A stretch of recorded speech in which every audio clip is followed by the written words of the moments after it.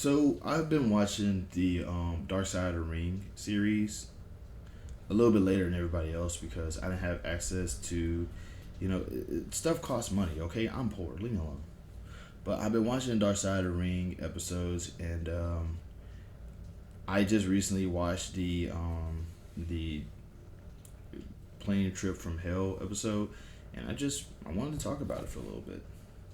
First off, I didn't know anything about the plane trip from hell. Had you like a friend of mine told me about it like a good 4, 5, 6 years ago, and I I didn't know. The way that he talked about it, the way that he talked about it, the only thing that was bizarre that happened was that everybody was drunk. Uh, Kurt Hennig and Brock Lesnar got into a bit of a play fighting thing. They trashed the joint and Kurt Hennig got fired. That was what he said. So, it was like, oh, everybody was drunk. So everybody was just, I'm assuming, loud and annoying and just probably breaking things. And it's like, no, there was more to it. There was so much more to it. I mean, I like when he told me about it. It was just like, it sucked, whatever, right? And then I see the episode, and it's like you have so much that happened here, and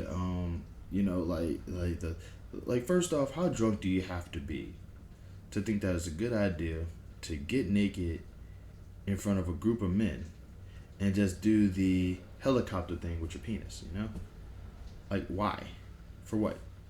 It doesn't. In the grand scheme of things, if there was a list of things that probably didn't make sense, this was one of those things that is on that list, you know. But Ric Flair did it. Uh, this episode also kind of made me realize exactly how crazy the old school wrestling is. Like the same people who love to talk to you about respect the business are the same people who more than likely probably didn't have that much respect for women back in the day. And it's a scary thing because the thing that stuck out to me the most in that episode was RVD looking into the camera and just casually talking about how wrestlers used to roofie people. And Mike Chioda or somebody, I don't know, I think it was either Mike Chioda or Just Incredible, but somebody was just basically like, yeah, that was common knowledge. Protect your drinker at all times because somebody was going to roofie you, and they were going to do stuff to your face. They were going to shave an eyebrow or draw something on your face or take your stuff. It's like, and these were pranks, roofing people. Like this was a joke to these people back in the day, and that's the scariest part about this. It's like when RVD brought it up, it sounded remorseful. When the other guy said it, it sounded like, "Hey, it was just a joke, bro. What up? that used to happen." It's like, no, that was terrible back then. When I was a kid growing up, I had to have been about like at least a good 14, 15, 16, or 17 when I wanted to become a professional wrestler. And, so it had to have been like 2005 at the latest. Um, and I know for a fact that I probably would have gotten a WWE by now because I like to think that I'm a pretty okay wrestler. I mean, I like to think that I'm a pretty okay wrestler right now. And once I get the hang of things, I probably would have gotten better. And I was young then. I was 17 years old. I was in the best shape of my life. I could do things, and I could still do those things now because all I gotta do is just lose this. But I'm glad that I didn't.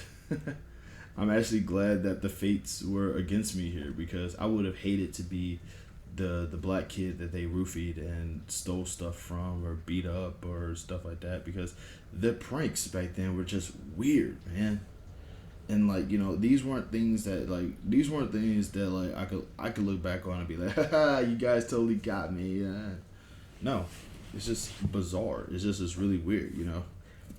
I mean, like with the exception of everything that was going on that plane trip, the thing that like nobody really did anything that was awesome to me. Or rather, if there was two instances that seemed like awesome moments. and that was when X Pac cut Michael Hayes ponytail. I feel like that was like when X Pac was like you're buried you've been burying me for this long and all this. It's like that kind of revenge. I'm like, hey, good on you, X Pac, because nobody got hurt. Nothing, nobody got hurt. Nobody bled out. Nothing like that. It was actually just, it was that, in my opinion, was a prank. You know. Another thing too was the second thing I thought was actually kind of cool was just incredible getting Razor Ramon out of the plane. You know what I'm saying? Because the way that people were talking, the way that it sounded like, or the scenario that was going on in my head when they were talking about it, was they could have just left him on the plane. They could have just left Razor on the plane. He would have been just, they would have, it could have just been, oh, Razor died on the plane. Nothing we could do. You know what I mean? So to be able to say that Just Incredible kind of did the cool thing and, got him on the wheelchair and wheeled him out of the plane that was a good guy moment. You know what I'm saying? Because like they could have they could have dished him. He was passed out.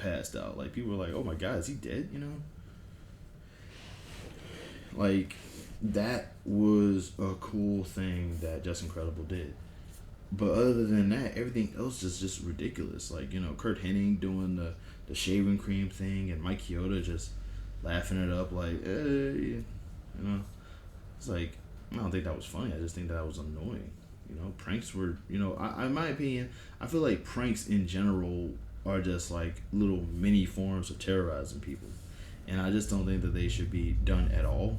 But that's not for me to say. I'm not going to tell people to not prank anybody else. But I just know for a fact that when I was a kid, I used to get pranked on all the time. And I could never get these people back. So I went through. So was it really pranking or was it just bullying the guy who couldn't do anything? It was just like, so that was kind of one of the scenarios. That plus, like a lot of stuff that was going on. That, like, I if I'm not mistaken, I think that they never brought up Kurt Angle and Vince McMahon having like wrestling because of the fact that like I think Vince said that he could take him and Kurt was like, I don't want to do this. I don't know if that happened on the plane trip from hell or not, but I do know that I remember hearing about it and I was like, did they not bother to bring this up? This is different. Was Vince even on the plane? I don't know. I don't know anything about it, but I do feel like this is definitely like one of those things. This has been one of those spankings that the old guard deserve kind of moments. Because like for the longest time, there was always this talk as if the old guard, the wrestlers from yesteryear, were somehow just completely absolved of whatever they did because that was the times back then. And it's like in this scenario, you got a chance to sort of shatter that idea. And it's like, no, it wasn't just the times. This was something that happened. This was wrong. Case in point, Tommy Dreamer. Tommy Dreamer, on one hand, I want to defend him. I really do. I want to say, I don't think he did anything wrong. I want to say that. But it's like, you listen to what's going on, and it's like, that Tommy Dreamer is definitely coming from the era where he still thinks that, it's a joke, it's going to pass. Tommy Dreamer did that thing that right-wingers do where they basically take something really serious and try to lowball it as much as possible. And in Tommy Dreamer's case, it was just a thing to do back then. Nobody got hurt, nothing happened, so it was really not that bad. And it's like, but it was that bad. Knowing, like, here's how you know that what happened back then was just as bad as if it happened today. Because it was wrong back then. It's just wild, man. It's like, the whole thing about Tommy Dreamer, though, is that, like, he seemed like he was just trying to, it's a joke, his way out of this scenario. And that didn't happen. And it was wrong.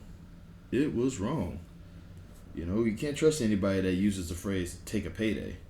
That woman was scared for her life. You looked at that woman. You could tell she wasn't really that big. You know what I'm saying? This woman is, like, the least biggest person in the area, surrounded by all these big, monstrous human beings who are lit up like Christmas trees. And, like, this little lady up here, she has reason to be nervous. She has reason to be terrified.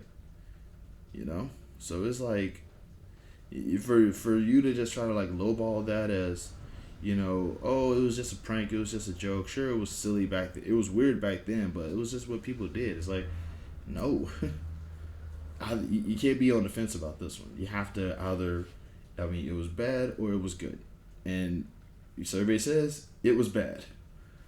You know, it wasn't a prank gone wrong. This lady was terrified. You know, if not for roads coming in, you know, something could have went more wrong there.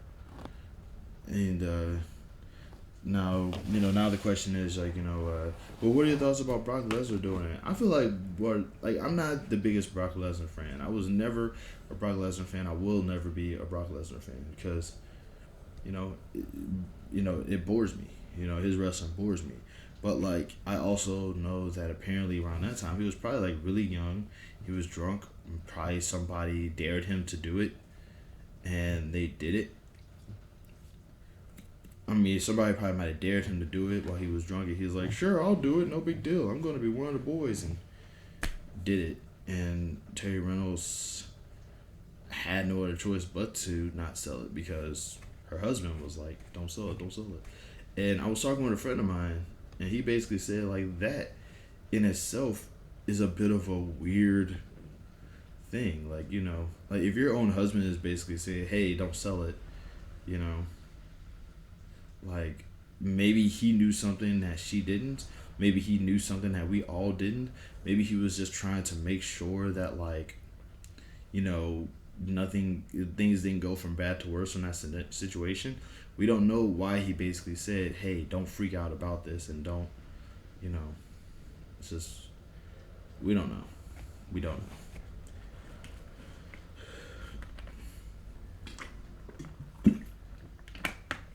Brought to you by water. Yeah, man. But yeah, like I said, this was definitely that moment where you got a chance to sort of like see, the old guard kind of just sort of put their nose into the stink that they were part of and sort of just witness how bad it was. And honestly, I'm glad that that happened.